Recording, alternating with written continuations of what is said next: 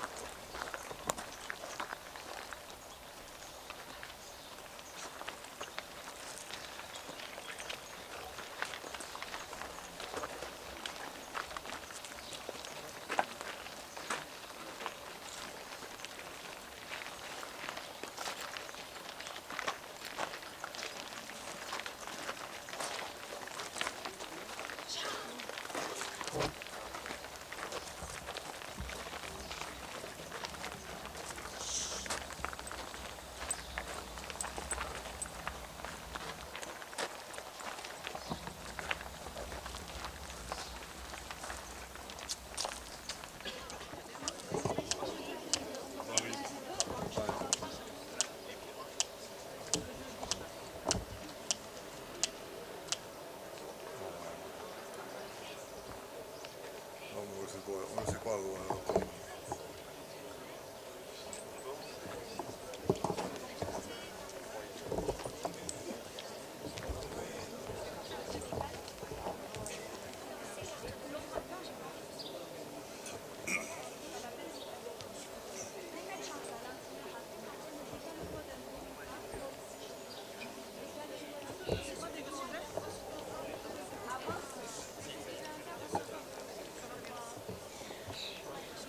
Il a fallu 5 secondes de réflexion.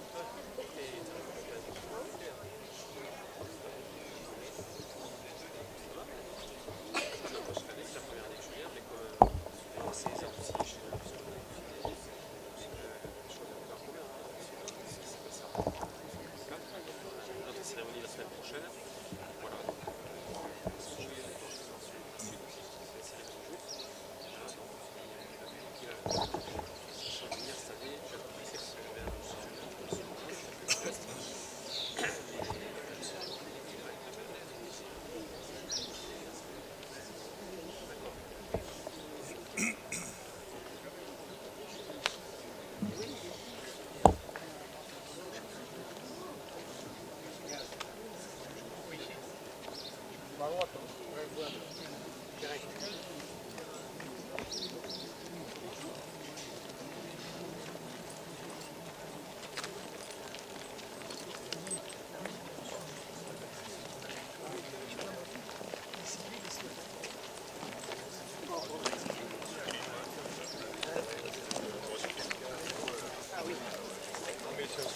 Salut Marc, ça va?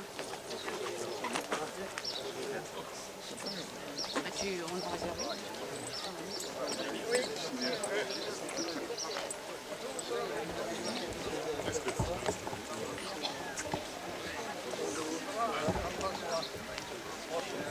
Nous allons commencer la cérémonie.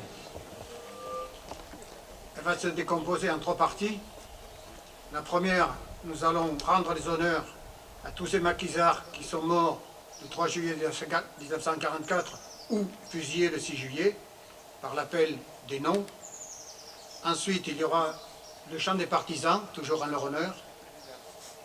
Cette première phase sera suivie des discours. Puis, il y aura la phase proprement dite des honneurs avec le dépôt de gerbes, la sonnerie aux morts, la minute de silence et la Marseillaise qui sera elle aussi chantée par les écoles.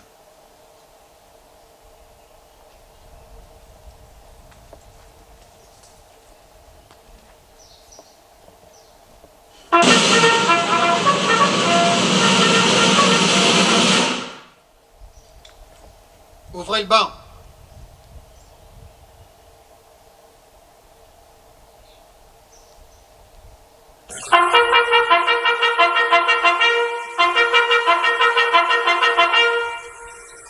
Appel aux morts.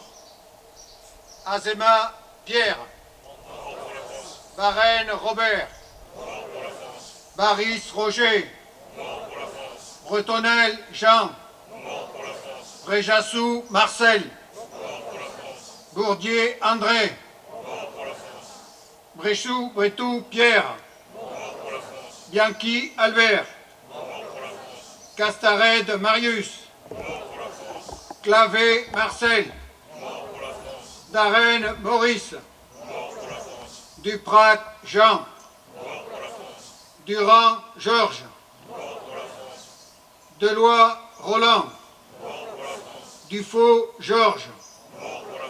Ducournau Daniel. Dupouille André. Dabadi Joseph. Darenne Pierre. Escoubé André. Fautus Gilbert. Cardès Georges. Gérantes Marcel. Ourigou Léonce. Lasseven Henri. Laborde Turon Laurent.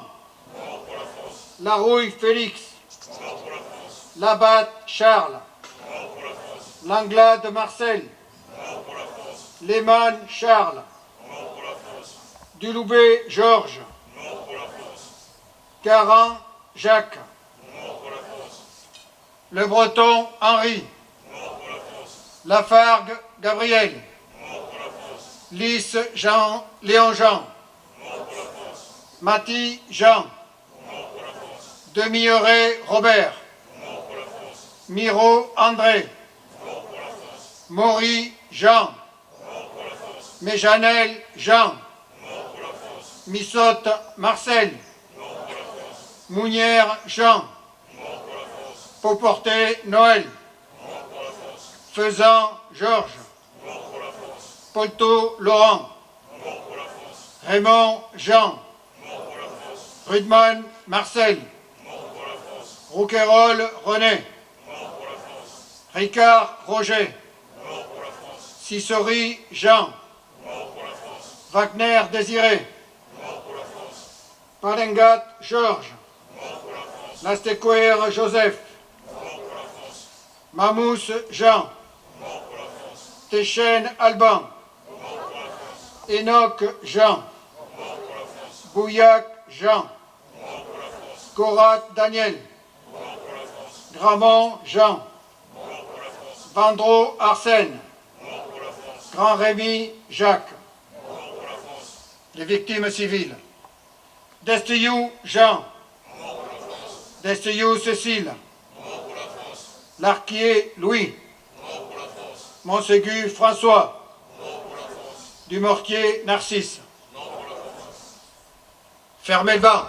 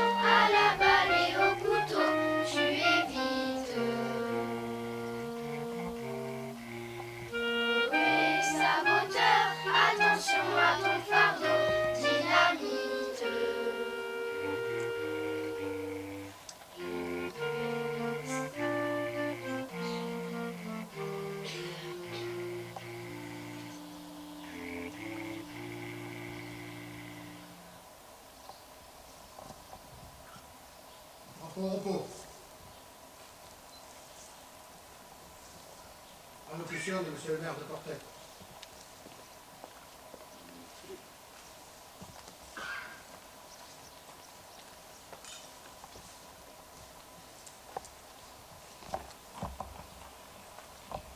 Bonjour à tous, bonjour à toutes.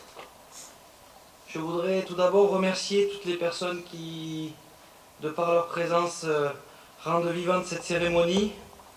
Monsieur le directeur de l'Office national des anciens combattants, qui représente monsieur le préfet. Monsieur les représentants des armées et de la gendarmerie. Monsieur le conseiller départemental. Monsieur le président de la communauté des communes. Monsieur le sénateur. Messieurs les députés. Messieurs les maires et les élus. Messieurs les représentants des résistants. Mesdames, messieurs. En ce jour solennel, je tiens tout d'abord à exprimer aussi ma profonde gratitude pour l'honneur que vous faites en rendant hommage à notre village ainsi qu'au symbole puissant que votre présence incarne en cette commémoration de la bataille de Portet. Je souhaite accorder une attention toute particulière à celles et ceux qui participent à cette cérémonie et qui lui confèrent toute sa solennité. Les porte-drapeaux, messieurs le curé, les enfants de nos écoles qui ont su émouvoir avec le chant des partisans, l'harmonie intermesos et ainsi que remercier tous ceux qui ont décoré l'église que vous avez pu apprécier avec ces magnifiques fleurs. En ce lieu chargé d'histoire, en ce moment de mémoire, la flamme du souvenir ne doit jamais s'éteindre. Cette phrase résume à elle seule toute la signification de cette cérémonie. Nous sommes réunis pour rendre hommage à ces soldats de la liberté, ces martyrs dont l'appel vient d'être lancé, et pour nous rappeler qu'il y a 79 ans, le canon tonnait, les fusils mitrailleurs crépitaient, les maisons brûlaient, des hommes et des femmes mouraient, tandis que d'autres attendaient alignés, menacés par les armes, dans l'attente de la mort. Vous qui avez hérité de l'histoire du corps franc-pommier et de la brigade Carnot, et vous, habitants de Portet, c'est avec un profond respect que nous vous regardons aujourd'hui. Face à l'oubli, nous voici réunis pour rappeler aux nouvelles générations le sens du devoir et de la lutte qui doivent toujours éclairer nos consciences. Portet n'oubliera jamais les sacrifices consentis, c'est pour nous une exigence. Face au péril de ce monde, où la violence et la haine enflamment trop souvent les hommes et les peuples, le flambeau transmis par nos pères et grands-pères est un héritage qui nous impose un devoir. Le devoir de rester vigilants pour demeurer fidèles à nos valeurs, forgées par les générations précédentes, et qui se résument dans ces mots « liberté, égalité, fraternité ». Construisons ensemble une société basée sur le respect, le dialogue, la tolérance et la solidarité, vertus qui étaient au cœur de l'engagement des hommes que nous honorons aujourd'hui. Le devoir de se souvenir de ce passé, à la fois lointain pour nos jeunes générations et d'une actualité si proche dans nos villes aujourd'hui, cela revêt une importance capitale. Bien que les plaies se referment, les cicatrices demeurent. Portet se souviendra toujours de ce qui est inscrit sur le fronton de cette stèle. Ils sont morts à Portet le 3 juillet 1944 pour que la France vive.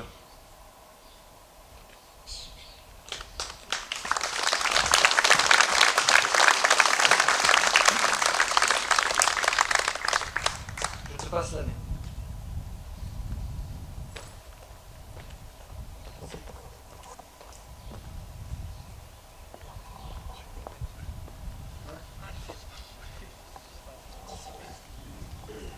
Allocution de Monsieur le Conseiller Général. Monsieur le directeur représentant, monsieur le préfet, monsieur le sénateur, mesdames, messieurs les maires, chers amis, chers collègues, moi c'est toujours, vous le savez, avec une émotion particulière que je m'exprime en ce jour de 3 juillet. Ça me rappelle mon enfance, parce que je venais avec accompagner mon grand-père, qui, bien sûr, était très attaché à ce type de cérémonie, et je crois que, quel que soit le temps qui passe, les générations, les nouvelles municipalités, je voudrais saluer le nouveau maire, je n'ai pas eu l'occasion de le faire l'année dernière.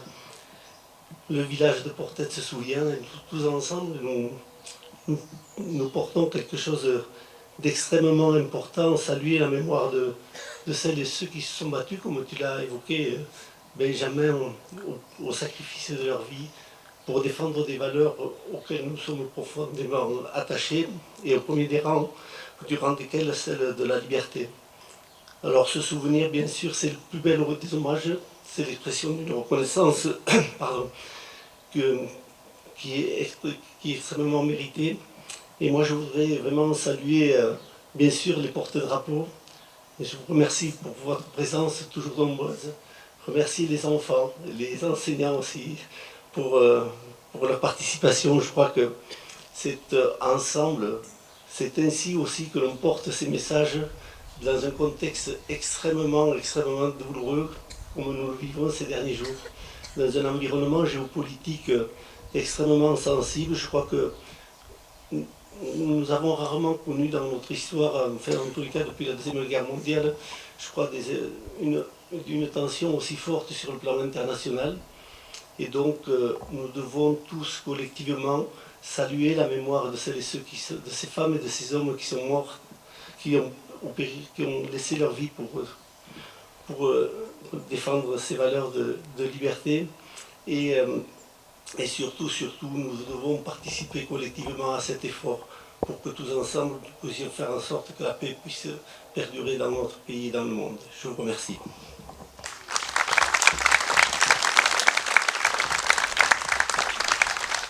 Monsieur le directeur de l'ONAC, représentant Monsieur le préfet.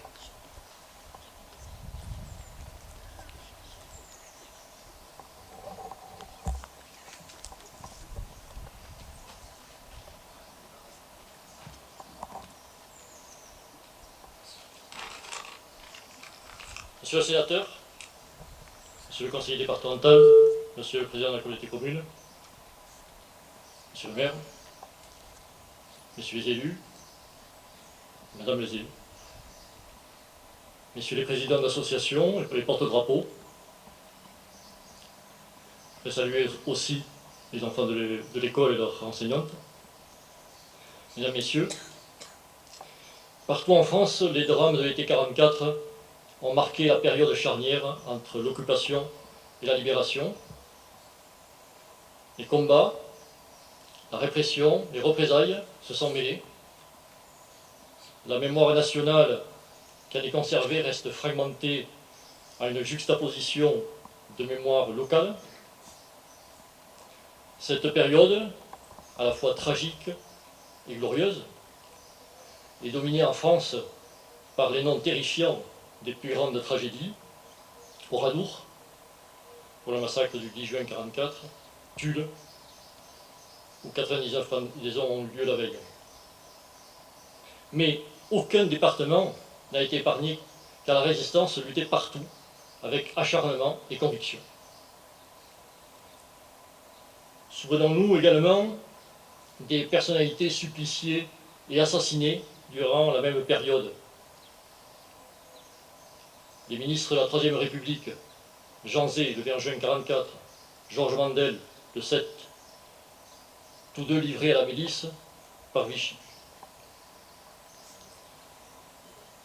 Souvenons-nous aussi des semaines qui ont précédé, des arrestations à Pau, le 12 juin 1944, celle du préfet, Grimaud, du secrétaire général, Fabre, mort en déportation, celle du chanoine d'Aguzan, qui en est revenu et qui a témoigné, et celle d'autres hommes dont le nom a été oublié depuis.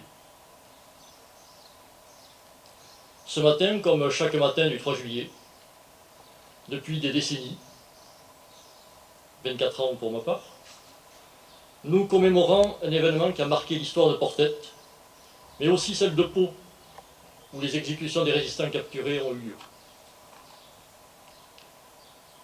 La mémoire de Portet nous unit ici, dans l'hommage que nous rendons à la résistance, celle de la brigade Carnot, et plus largement celle du corps Franc-Pommiès. Je veux saluer aussi les membres des familles des victimes qui sont ici.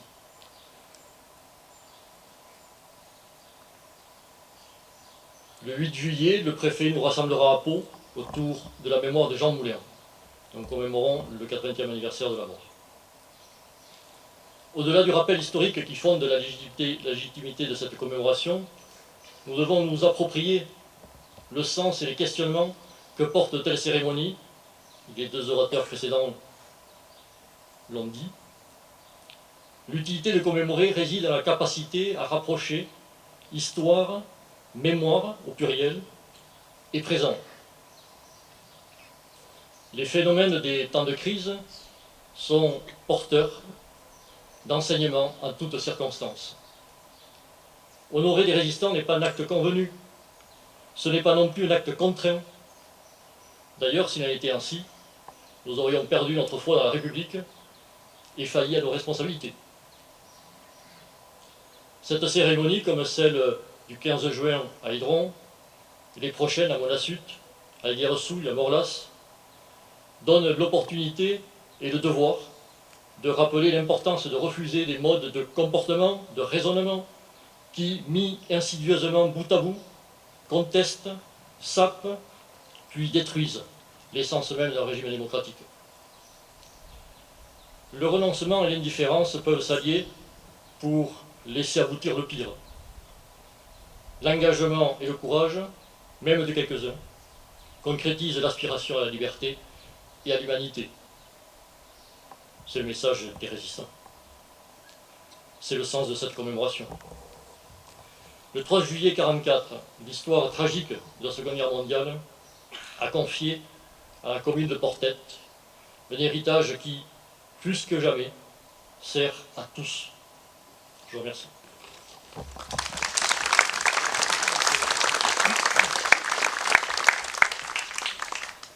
Monsieur le sénateur,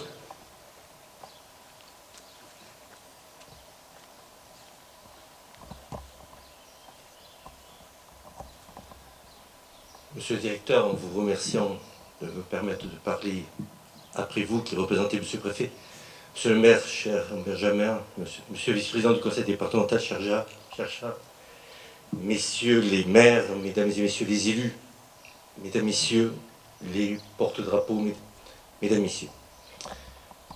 Je suis venu à porter ce matin parce qu'un jeune maire, c'est le premier symbole que je voudrais poser ce matin, un jeune maire m'a beaucoup parlé de la bataille de Portet. Lorsque je l'ai rencontré dans ses nouvelles fonctions, il m'a dit qu'il préparait pour l'an prochain, pour le 80e anniversaire, une très grande cérémonie. Et donc avant que la cérémonie prenne tout son éclat, j'ai voulu tout simplement venir partager avec vous ce moment plus intime, mais tout aussi solennel. Et je trouve un fort symbole que ce soit ainsi un jeune maire qui vient de prendre ses fonctions, qui est ainsi autant insisté près de moi et dit ce qui s'est passé ici, dans ce village, le 3 juillet 1944. Le deuxième symbole que je veux marquer ce matin, c'est la présence des élèves. C'est le chant des partisans, le chant de Joseph Kessel, de Maurice Druon, écrit au plus noir de la vie de notre pays, à des moments où l'espérance n'était pas encore au rendez-vous. Le 3 juillet 1944, ils avaient 20 ans, un peu plus jeunes que Benjamin, un peu plus âgés que celles et ceux qui ont chanté le chant des partisans. Rien n'était encore joué. Ce n'étaient pas des résistants de la 25e heure. Le 3 juillet, en Normandie, le front n'était pas encore percé. Le 3 juillet, c'est un moment, comme l'a très bien dit monsieur le directeur, où les pires exactions, les pires crimes étaient commis par un régime de collaboration qui avait perdu tout sens à mesure et par un occupant traqué par la résistance et qui ne respectait plus les lois de la guerre. Et c'est durant cette période, dans notre pays, que les pires crimes contre l'humanité furent commis. Il fallait donc du courage, il fallait un sens aigu du devoir pour ainsi livrer des combats profondément inégaux et menés avec beaucoup de courage et d'abnégation. Je voudrais, comme Charles l'a fait, dire que ces jeunes du canton, du département, tombés au champ d'honneur, voulaient avant tout que nous continuions à faire nation. La nation était divisée, déchirée, particulièrement fracturée par des haines recuites, dans des moments terribles qui ont traversé même les familles. Faire nation. C'est certainement le message ici des jeunes dont nous avons lu le nom et dont nous avons dit qu'ils étaient morts pour la France. Et aujourd'hui, faire nation est certainement un des objectifs majeurs de notre pays. Nous le devons à celles et ceux qui, ici comme ailleurs, sont morts pour que nous vivions dans un pays de liberté, dans une démocratie solide, dans une république fondée sur la trilogie liberté, égalité, fraternité. Tout à l'heure, devant beaucoup de mairies de France, des hommes et des femmes vont s'immobiliser pour dire que les élus de la République, les élus du suffrage universel, sont tout simplement le fruit du sacrifice d'hommes et de femmes tombés au champ d'honneur dans la résistance pour que notre pays demeure une république, un pays de liberté, d'égalité et de fraternité. Il ne faut jamais désespérer, il faut croire à la République, il faut croire à la France. Les jeunes qui sont tombés à Portette y croyaient, à nous d'être à la hauteur de leur sacrifice.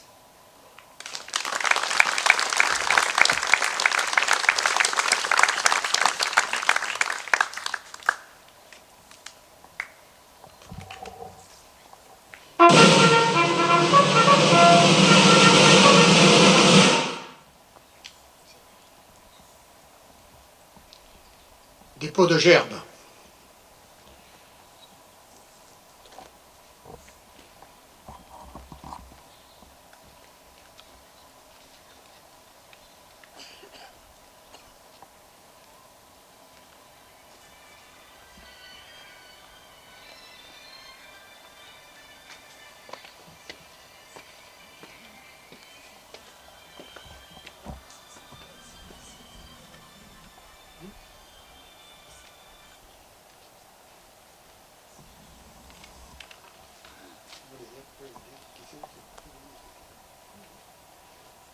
Gerbe du Parti communiste.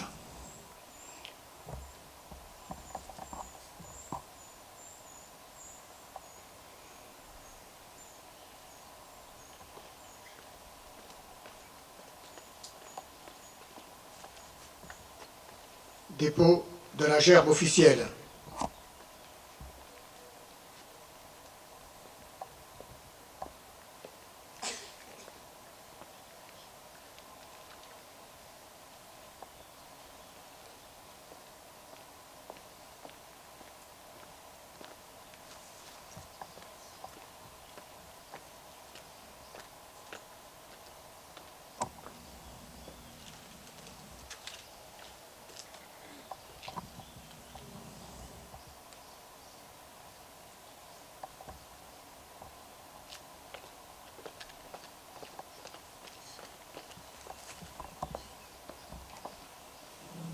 Aux morts.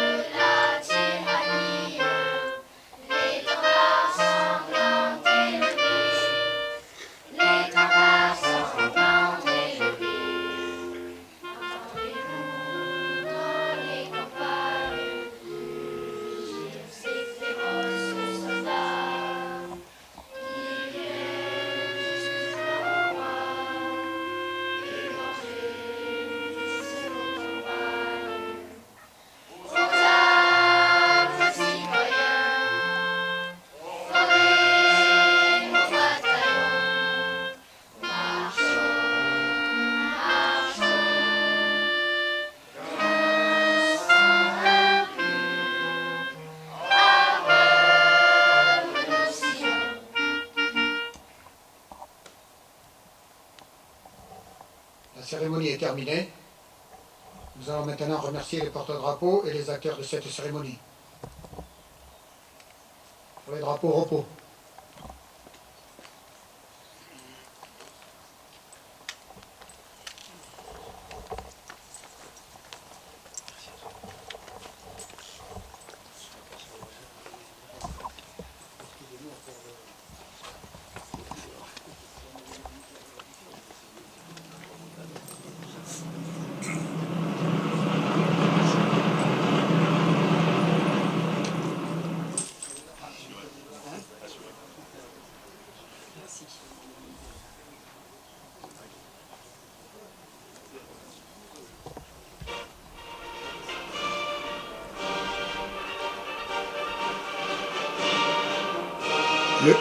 Le public, vous pouvez faire un mouvement vers la mairie.